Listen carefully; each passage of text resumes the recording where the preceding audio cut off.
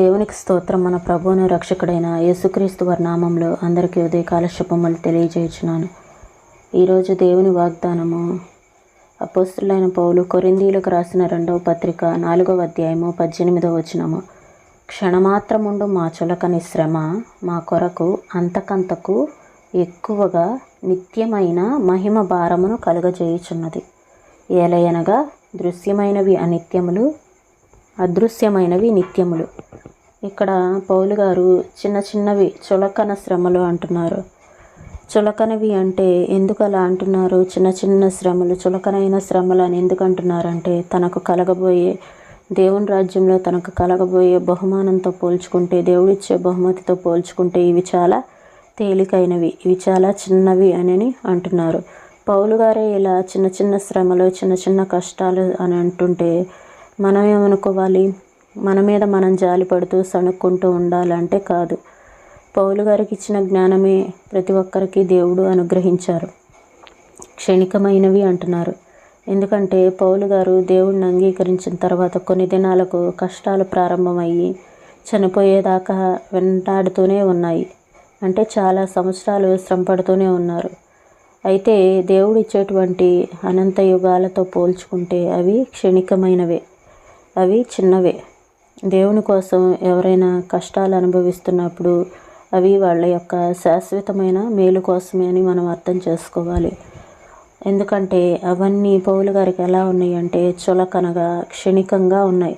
ఇవన్నీ ఎలా క్షణికంగా, చులకనగా ఉన్నాయి అంటే కంటికి కనిపించే వాటిపైన దృష్టి నిలపలేదు, కానీ దేవుడిచ్చేటువంటి ఆత్మీయ నేత్రాలతోటి ఆత్మజ్ఞానం మూలంగానే అవి చులకనవి, చిన్నవి అని పౌలు గారు అంటున్నారు. అలానే మనకు వచ్చేటువంటి, మనకు ఈ లోకంలో వచ్చేటువంటి కష్టాలు, బాధల్ని మన కళ్ళతోటి మనము శారీరక నేత్రాలతో చూస్తే మనకి అవి పెద్ద కష్టాల్లాగా, శ్రమల్లాగా అనిపిస్తాయి. కానీ ఆత్మజ్ఞానంతో, ఆత్మీయ నేత్రాలతోటి మనము చూసినట్లయితే, మనము పొందబోయే బహుమానం వైపు చూసినట్లయితే ఇవి మనకి చాలా చిన్నవిగా కనిపిస్తూ ఉంటాయి. మా కొరకు కలుగజేయుచున్నది అనే మాటల్ని గమనించండి. మానవ జీవితంలో కన్నీరెప్పుడు వరదలై పారుతూ ఉంటుంది ఎందుకని? రక్తంతో బ్రతుకు తడిసి ఉంటుంది ఎందుకని? ఇలాంటి ప్రశ్నలు పదే పదే వినిపిస్తూ ఉంటాయి. పైవాక్యంలో దీనికి సమాధానం కనిపిస్తోంది. శ్రమలు మన కోసం కొన్ని ప్రశస్తమైన వాటిని సాధించి పెడుతున్నాయి.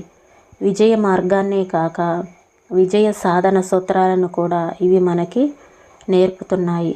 ప్రతి దుఃఖానికి ఏదో ఒక నష్టపరిహారం మనకు దక్కుతుంది. ఇంగ్లీష్లో ప్రసిద్ధి చెందిన పాటలో ఈ విషయమే ఉంది. నీ వైపుకు చేరితే నాకదే చాలు, నీ చెంతకి దేవా నీ చేరువకి సిలువ ఎక్కవలసి వచ్చినా విచారపు కడుపు నుండే ఆనందం ఉద్భవిస్తుంది.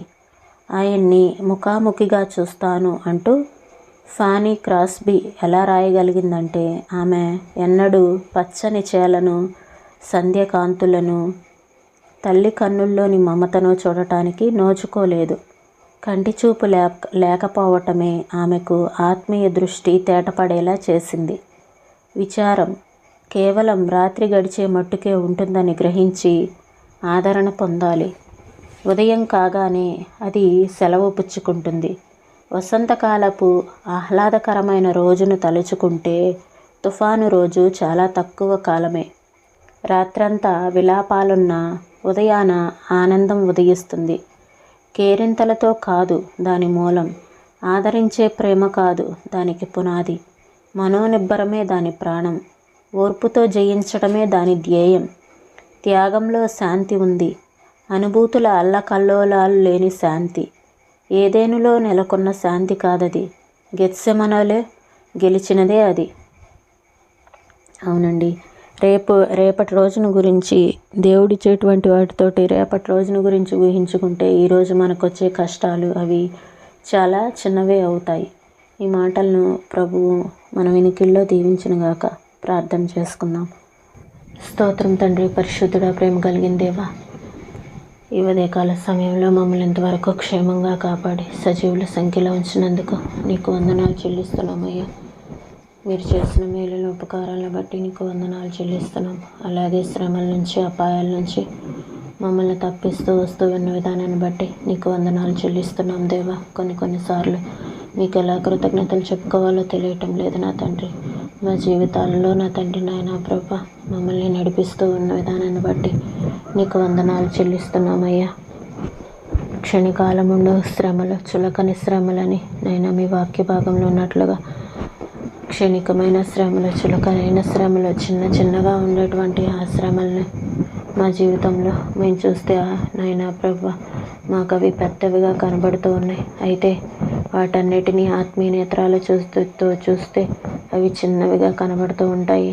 ఆత్మనేత్రాలతో మేము చూసేటువంటి జ్ఞానమును మాకు అనుగ్రహించండి. ఆత్మీయ నేత్రాలతో మేము వాటిని ఎదిరించే శక్తిని మాకు అనుగ్రహించండి. శ్రమలను ఎలా ఎదుర్కోవాలో, ఎలానైనా ప్రభా పొందబోయే బహుమానంను తలంచుకొని నా తండ్రి ఇప్పటి శ్రమల్ని ఎలా చిన్నవిగానైనా ప్రభా చేసుకోవాలో మమ్మల్ని నడిపించండి ప్రభా. సహాయం చేయమని అడుగుచున్నాను ప్రభా. ప్రతి ఒక్క శ్రమ నుంచి తప్పించండి. అలాగే ఉదయకాల సమయంలో ప్రతి ఒక్కరు నాయన ప్రభా ఎటువంటి శ్రమల్లో ఉన్నారో అటువంటి వారికి ఆ శ్రమల నుంచి విడిపించమని వేడుకొంచున్నాను. గృహాలలో సమాధానం అనుగ్రహించండి. నెమ్మదిని దయచేయండి తండ్రి. అయ్యా నా తండ్రి, అసమాధానకరమైన వాతావరణంలో ఎందరైతే ఉన్నారో అటువంటి వారు నా తండ్రి అయ్యా ఓర్పుతోటి నాయన ఈ శ్రమల్ని తట్టుకునేటువంటి శక్తిని మీరు అనుగ్రహించమని వేడుకొంచున్నాను ప్రభా. మీ కృపను దయచేయండి. ప్రతి ఒక్కరికి మంచి ఆరోగ్యాలను అనుగ్రహించండి. మా చేయి పట్టుకొని మమ్మల్ని నడిపించమని వేడుకొంచున్నాను ప్రభా. సహాయం చేయండి.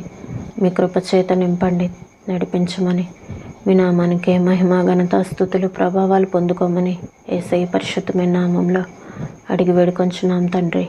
ఆమేన్.